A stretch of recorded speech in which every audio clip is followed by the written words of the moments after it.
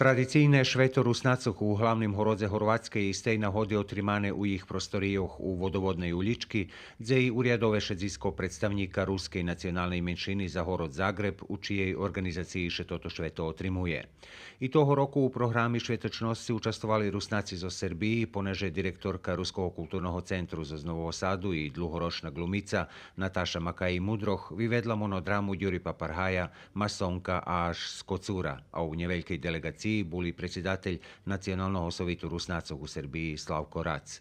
Popri tej monodrami za šitskih naščiviteljoh organizovana je i vistava Akvareloh Kvece, čiji autor, pisatelj, maljar i kulturni aktivista Vladimir Proučiz iz Rijeki, odnosno Matuljoh.